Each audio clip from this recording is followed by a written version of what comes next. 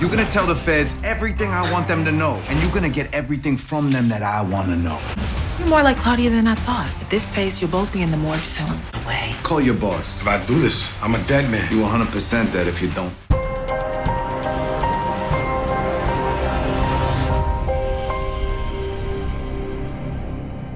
What's up, YouTube?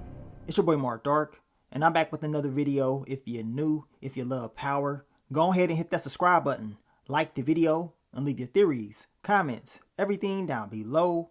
Now today, we're going to be talking about Power Book 4 Season 3, Episode 2. This is the recap. So down below, I want you guys to let me know, how did you feel about this episode? It seems like your boy Tommy, he is stirring the pot, pissing off a lot of people, and going at it with the Marquez cartel and Miguel Garcia.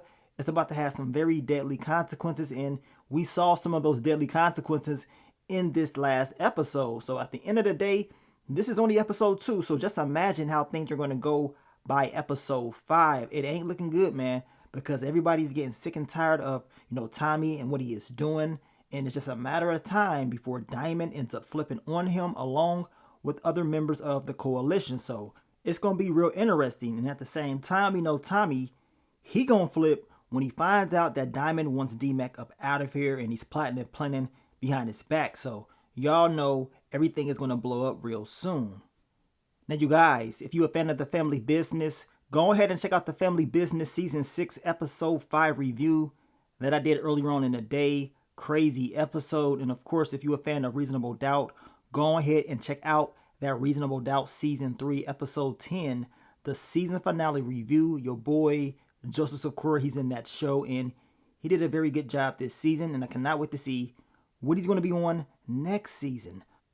Now, we're going to go ahead and begin this recap. I will try to focus on all the key points, so if I miss anything, I want you guys to let me know down below.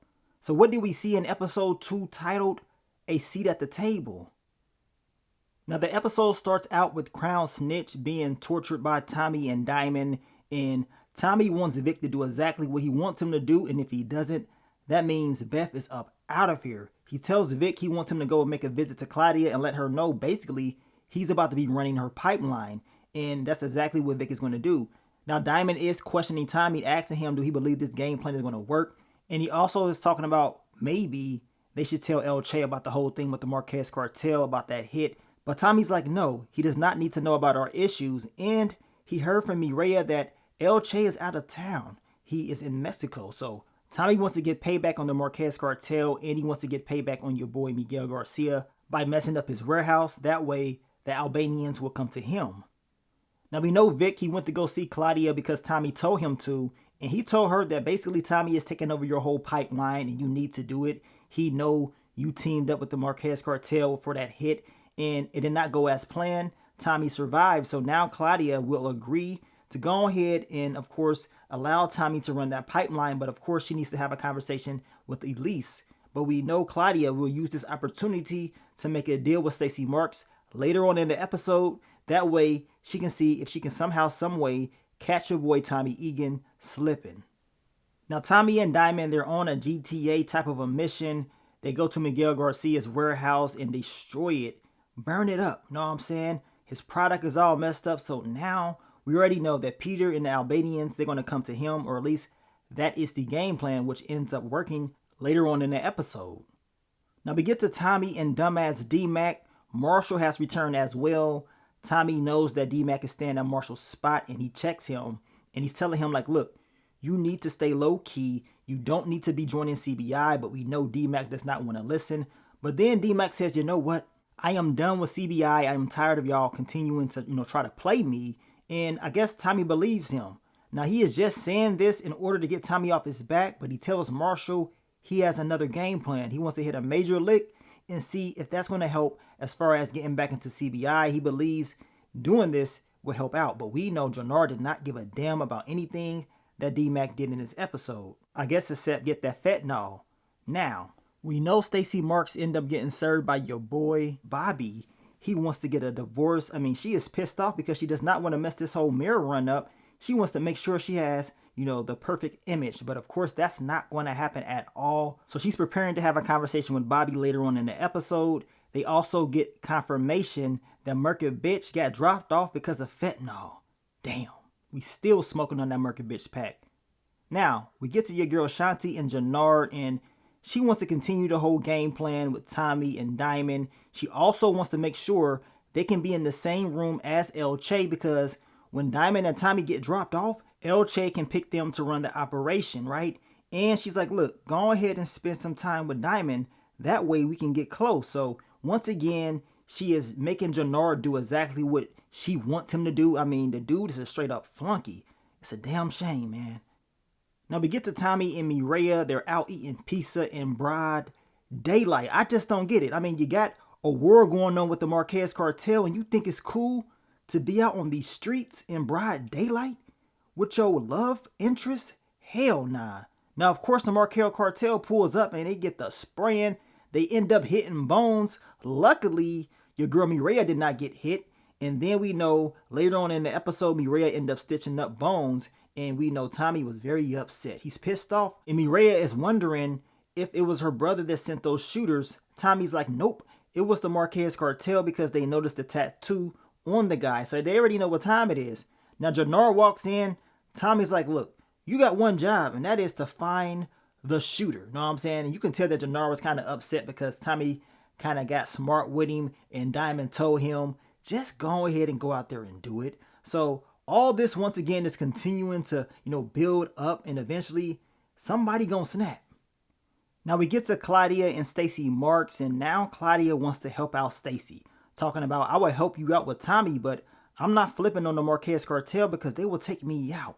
Tommy will take you out too, but she wants to get payback on him, and we know Stacy Marks, she wants Tommy as well, so they're gonna come up with a game plan to try to, take him down. And Claudia is gonna use her intel and give that to Stacy Marks, believing maybe they can catch him slipping. But we already know this ain't gonna end well. Know what I'm saying? Your girl Claudia, she gonna slip up. And I'm gonna tell you right now, at least she's gonna be the person that's gonna take that L from Claudia's mistakes. You guys let me know what y'all think is gonna happen.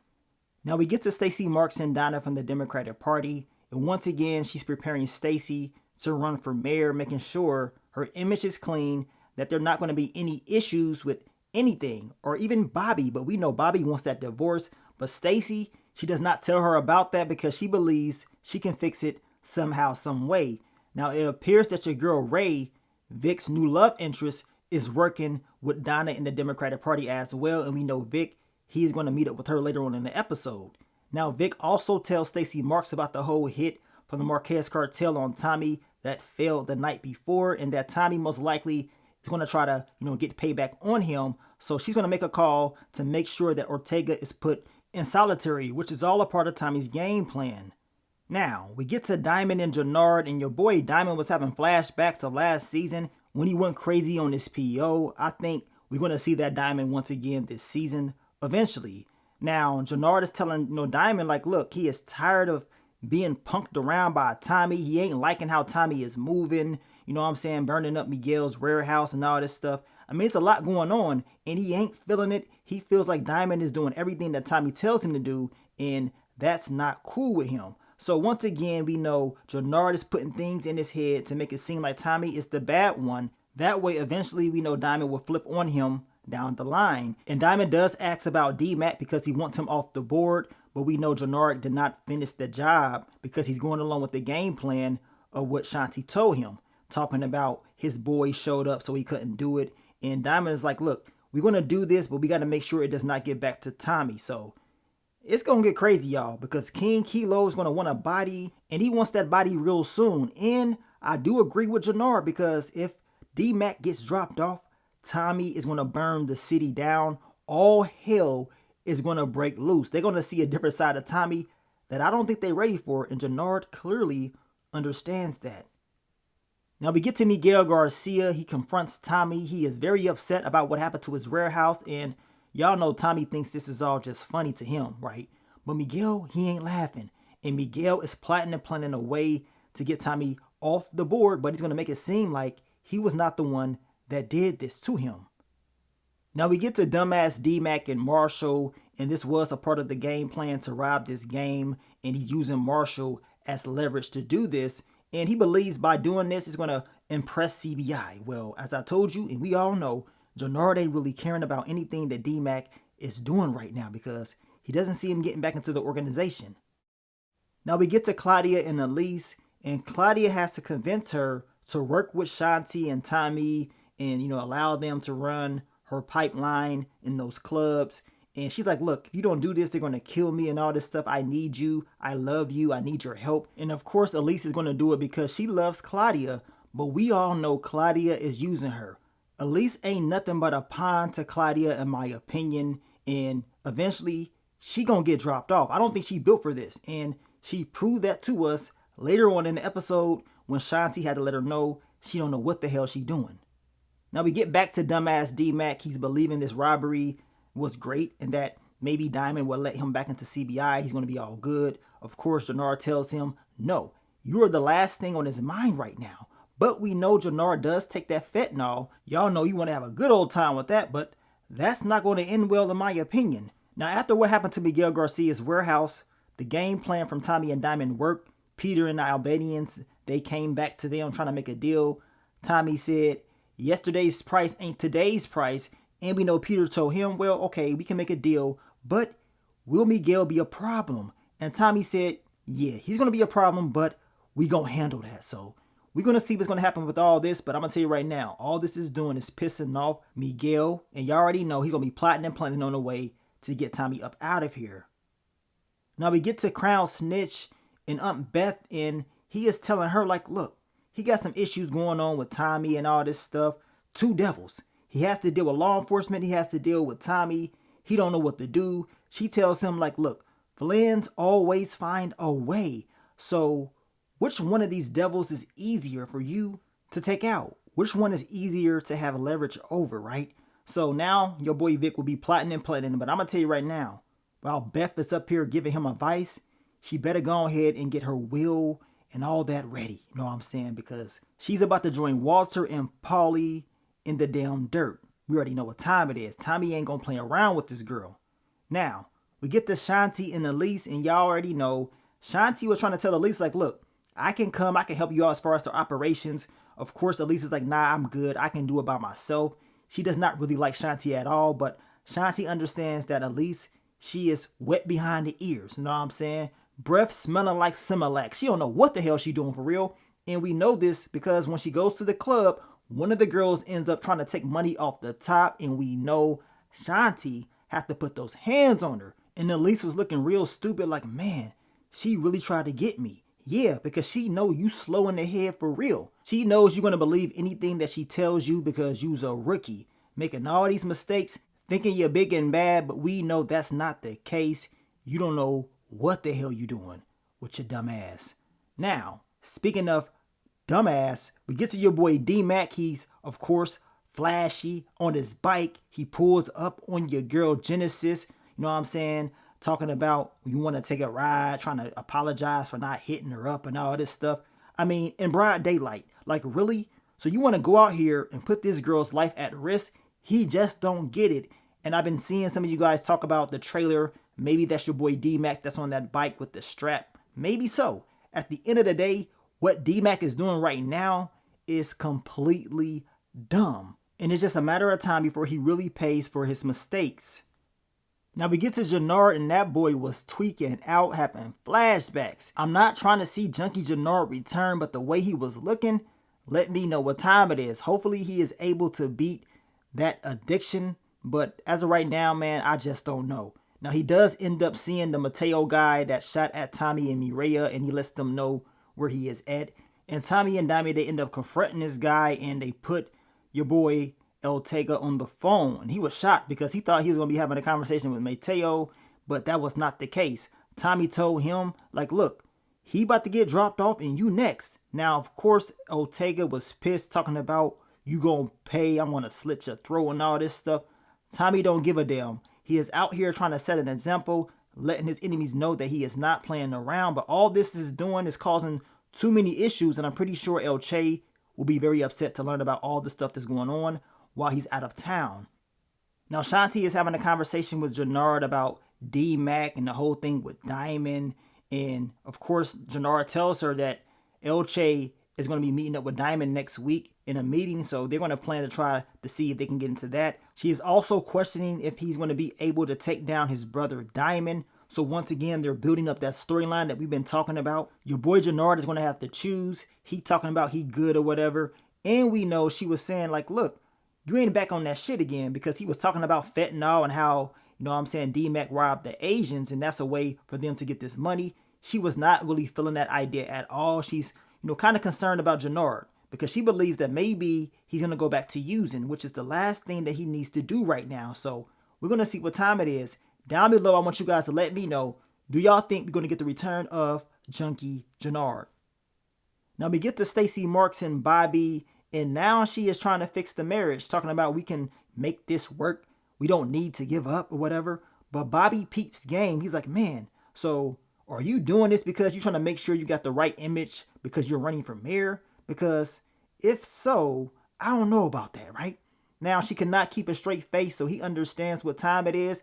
That girl was pissed off. So what is she going to tell Donna? Because she does not have the right image for this. And I'm pretty sure Donna and the Democratic Party will be very upset that your girl Stacey Marks will be getting a divorce. So we're going to see how this storyline ends up going, but it ain't looking too good for your girl Stacey Marks. Now we get to Crown Snitch and his new love interest, Ray. He confronts her, and I believe in real life they were actually dating. I don't know if that's still going on right now, but he tells her his name is Jason Booker. So he gonna do whatever he gotta do to neutralize her, and of course we already know he gonna clap those cheeks. And at the same time, we know he's gonna get intel on Stacey Marks, Donna, the Democratic Party. He's gonna use this as a leverage because we know Tommy was telling him he needs to get more intel. So I'm very eager to see how this is all gonna play out. Now, we get to your boy Miguel Garcia. He is sick and tired of Tommy. He know he cannot go and just drop Tommy off himself, so he has to hire someone else to do the job, and that's exactly what he is doing right now. The question is, will this guy end up hitting a target, or will he end up hitting somebody else? Because if he ends up hitting his sister, that's going to be crazy as hell. Now Tommy, he has a meeting with the coalition, and he brings Mateo's head, letting them know that this is what happens when you mess with us. You know what I'm saying? Now, of course, Chavo ain't really feeling that because he's like, man, you did this. All that's going to do is cause the cartel to come after all of us, and it's going to create more issues. And you can hear people talking about this white boy is going to get us killed. Now, Jadar ended up coming in and, you know, having a conversation with the coalition as well. Tommy did not really want him to do it, but we know Diamond said, look, let him talk. And Jannard said, you know what? This ain't Detroit. This ain't Atlanta. This ain't New York. You know what I'm saying? This is Chicago. We run this. We ain't about to let anybody just come up here and run our city. It ain't happening. And being in this coalition, all y'all got to worry about is getting this money. So he's trying to calm everybody down. But at the end of the day, he understands that Tommy is causing a lot of heat for all of them. And Diamond ends up agreeing with his brother, telling Tommy, like, look, we're not about to throw away everything we built for nothing. You know what I'm saying? And he says, with all this stuff you're doing with this head, because we know we cut off Mateo's head, he said that's doing too much. And this could get back to your boy El Chase. So he's not really feeling what Tommy is doing, but Tommy believes that he has everything under control. And Tommy, he was there by himself at the end of that meeting. I mean, it was just him in that damn head on some Al Snow type stuff. Now, we know Tommy ended up getting a text from JP at the end of the episode that Kate Egan checked herself out the hospital and she went back to New York. So that lines up with the whole Power Book 2 Ghost storyline.